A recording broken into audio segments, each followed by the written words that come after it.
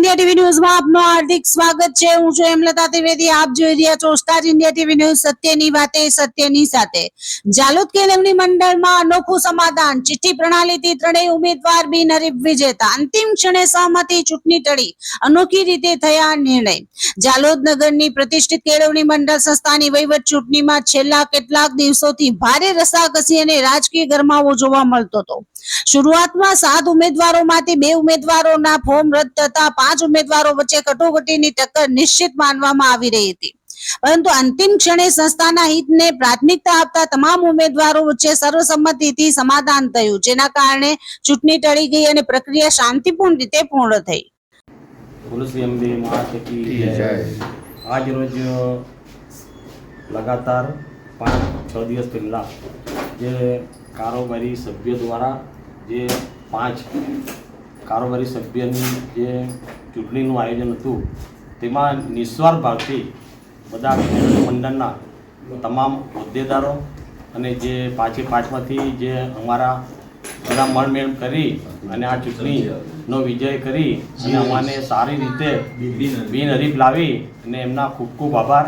આ સંસ્થાનું આગળ પડતું વધે એવી અમારી ભાવના છે અને માતાજીની કૃપા એવી છે કે બધા સમાજને સાથે રહી અને આ કામ કરશે તો અતિ આનંદથી થશે। એ મારી માની બી એક કૃપા કરું છું કે બધાની એકતા બી દેખે આજે કે જે નિસ્વાર્થ ભાવથી બધાએ કામ કર્યું છે એમના બદલ બધા ખૂબ ખૂબ આભાર।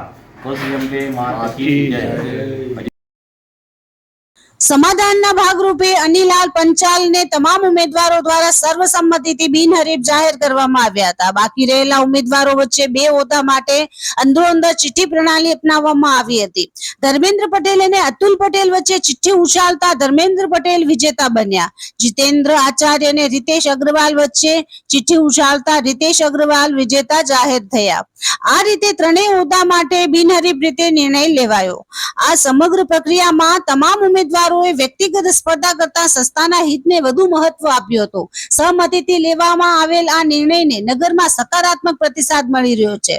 ચૂંટણીમાંથી બહાર રહેલા જીતેન્દ્ર આચાર્ય પોતાના દ્વારા ભરાયેલા ₹5,000 ડિપોઝિટ રકમ કેળવણી મંડળને દાન આપીને એક પ્રેરણાદાયક ઉદાહરણ પૂરું પાડ્યું છે। તેમના આ પગલાની વ્યાપક પ્રશંસા થઈ રહી છે। હવે નગરજનોની નજર નવા વહીવટ પર ટકેલી છે। ખાસ કરીને જાલોદમાં ગુણવત્તાયુક્ત ઇંગ્લિશ મીડિયમ સ્કૂલ શરૂ કરવાની માંગ મજબૂત બની રહી છે, જેથી વિદ્યાર્થીઓને બહાર શહેરોમાં જવું ન પડે। વિજેતા બનેલા અપીલ આર પંચાલ, રીતેશ અગ્રવાલ અને ધર્મેન્દ્ર પટેલે સંસ્થાના સર્વાંગી વિકાસ માટે પ્રતિબદ્ધતા વ્યક્ત કરી છે। શિક્ષણની ગુણવત્તા સુધારવા અને નવી સુવિધાઓ ઊભી કરવાની દિશામાં કાર્ય કરવાની ખાતરી આપવામાં આવી છે। વિજેતા ઉમેદવારોના સમર્થકોમાં આનંદની લાગણી છવાઈ ગઈ હતી। ફટાકડા ફોડી, ફૂલહાર પહેરાવી અને મીઠાઈ વેચીને વિજેતાઓનું ભવ્ય સ્વાગત કરવામાં આવ્યું હતું। સર્વસંમતિ અને અનોખી ચિઠ્ઠી પ્રણાલીથી લેવાયેલા નિર્ણયને જાલોદના શૈક્ષણિક માહોલ માટે એક સકારાત્મક સંકેત માનવામાં આવી રહ્યું છે। હવે નવા વહીવટ હેઠળ સંસ્થા કેટલી નવી ઊંચાઈઓ હાંસલ કરે છે તે જોવા નગરજનો આતુર છે। Star India TV news Jhalod reporter Pankajbhai Pandit, જિલ્લા દાહોદ।